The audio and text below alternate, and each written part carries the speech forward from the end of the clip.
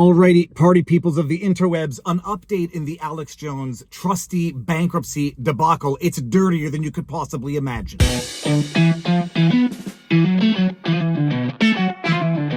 Viva Frei, former Montreal litigator turned current Florida rumbler, in my home office with the top down. It's beautiful. The sun is setting behind me, and I'm sitting in the car trying to decide what vlog to do, listening to Alex Jones do the update, or at least give us a 2-minute update on what's going on in the bankruptcy, and somebody on the sidewalk hears Alex Jones's voice coming out of my car, gives me the thumbs up, and then I knew what vlog I had to do. So there is some very meaningful update on the bankruptcy debacle. I'm not going to get into the whole Alex Jones $1.5 billion finding of liability into which he was defaulted in a kangaroo court, abuse of the judicial process, to put it mildly. There was a trustee in bankruptcy that had now moved into the liquidation of the assets of InfoWars and the parent company in order to satisfy that $1.5 billion judgment. And then there was some serious chicanery afoot as relates to accepting the winning bid for the assets of InfoWars, and that's where we're at as of now. Actually, that's where we were at as of last week. They had gone from restructuring for the purposes of trying to find a settlement for the judgment creditors, the plaintiffs in that lawsuit. From what I understand, there was a settlement offer on the table that would have been in the order of tens of millions of dollars over several years, but the plaintiffs, through their attorneys, said no mas, and we're not going to go for any form of negotiated settlement. We're just going to proceed to the liquidation of the assets of InfoWars to shut it down, because that's been the goal all along. So it went from a restructuring in bankruptcy to a liquidation in bankruptcy, and then they proceeded to have bids, the offers for the assets of InfoWars and the parent company, and it should be, in theory, a public auction. The winning bid wins the purchase of the assets, except it would seem that the winning, or at least leading bid in this auction, was from an entity called it's an FAUC. It's a conservative outlet, a conservative entity that wanted to buy the assets of InfoWars under the bankruptcy, except they don't want to sell it to a conservative outlet. So the trustee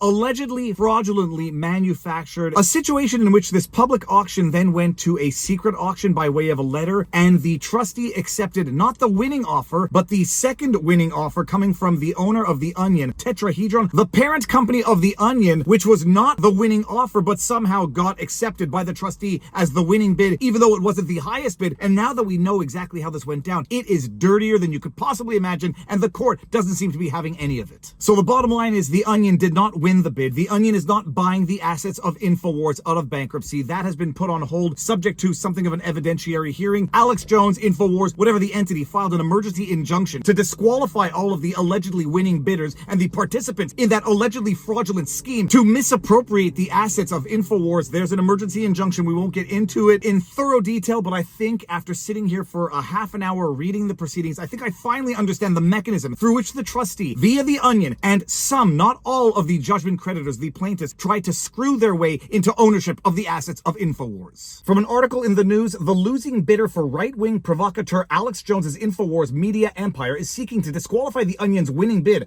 arguing the satirical news site's cash offer was less than its own. Backup bidder First United American Companies LLC, which operates the website for online supplement store shopalexjones.com, on Monday said its $3.5 million cash bid was larger than the $1.75 million offered by Onion parent Global Tetrahedron LLC. The company, in an emergency motion to U.S. bankruptcy court for the Southern District of Texas, accused the Onion of, quote, collusion, end quote, with some families of Sandy Hook Elementary School shooting victims who backed the bid. The disqualification motion comes after Judge Christopher M. Lopez last week expressed concerns about the transparency of the auction. The sale process is being overseen by trustee Christopher Murray, who is tasked with liquidating Jones's estate in bankruptcy to help him pay down approximately $1.5 billion in defamation judgments related to false statements he made, calling the 2012 Sandy Hook shooting a hoax. All right, now just first to answer a question that a lot of people are asking me, yes, the decision, the judgment, the liability finding, which was defaulted into, is under appeal, but apparently in Texas you can execute on a judgment notwithstanding the appeal. So if it is successfully overturned on appeal, there might be some penalties, some interest to pay back for any monies that are overturned on appeal. It would be an illusory thing in the first place, because they're basically destroying InfoWars, or at least attempting to destroy InfoWars. Try to compensate that if Alex Jones is successful successful on appeal. Bottom line, it is under appeal, and we will see what happens to this appeal. But in the interim, you can execute on the judgment notwithstanding the appeal, and that is exactly what the trustee is trying to do. Now, reading a bit from Alex Jones's emergency motion for injunction disqualification of the bidders, listen to this. Paragraph 5, the court knows that in its order of September 25, 2024, it authorized, ordered, among other things, the trustee to solicit and determine bidders by Friday, November 8, who would be qualified to participate in an online auction of FSS, that's Free Speech Systems, assets on Wednesday, November 13 at 10:30 a.m. Joint bids were not permitted, only those of a person or entity. Each bid was required to, quote, clearly set forth the purchase price, end quote, being offered, which was required to be stated as, quote, a specific amount in US dollars, not range, end quote. Each person or entity was to submit a bid agreeing to abide by and honor all of the bid terms.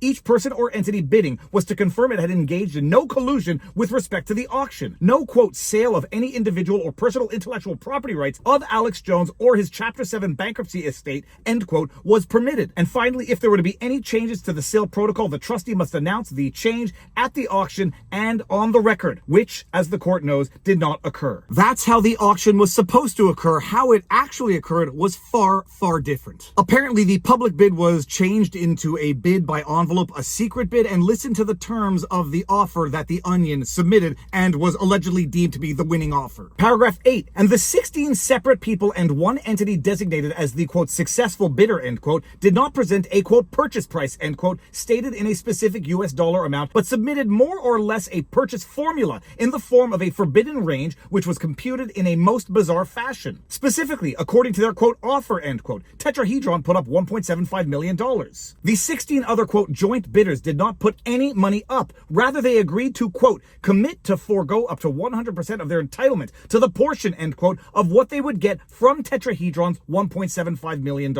But the catch was the Connecticut plaintiffs only agreed to collectively, quote, forego, end quote, just enough to give the Texas plaintiffs $100,000 more than the Texas plaintiffs' collective distribution would be from the First United bid money were First United the successful bidder. In other words, it was not even a bid of a number, but it was a formula for a number which could not be determined until they knew what First United bid was, which would dictate how much of the Tetrahedron proceeds the Connecticut plaintiffs would have to forego, as if the Texas plaintiffs' receipt of more money determined the purchase price of the assets to be auctioned. The lawsuit goes on to explain the formula that was submitted in the offer by the Onion as one of the exhibits. I'll show a screen grab of it now so that you can pause and read it. Try to digest it at your leisure. The bottom line, from what I understand, is that the Onion made a $1.75 million cash offer, and then the Connecticut plaintiffs said, we will forego whatever the Onion, Tetrahedron, is going to have to pay us, because they will have to pay the Connecticut plaintiffs the proceeds, the revenues, what they're going to generate by way of revenue after acquiring the InfoWars assets. So the Connecticut plaintiffs basically say, we will forego whatever is necessary to make that $1.75 million offer equal to, greater than, the actual bona fide offer from FAUC. And they say, basically, we will forego what the Onion would have to pay us by way of proceeds generated from the operation of the InfoWars assets so that we can manufacture this offer as being the winning offer just to shut InfoWars down. Not only do I hope that that is clear, I hope that I have understood it properly. And one of the issues here, the major fraud issue here, is that the value of InfoWars drops to about zero when Alex Jones is expelled from the company. InfoWars without Alex Jones is worth about as much as Project Veritas without James O'Keefe, and that the Onion was going to purport to make revenue, to make profit off of the acquisition of the InfoWars, and the Connecticut plaintiffs, only the Connecticut plaintiffs, by the way, would say, we don't need to get paid what you would otherwise have to pay us, therefore that'll somehow amplify your $1.75 million offer into whatever it needs to be in order to beat out the bona fide winning offer.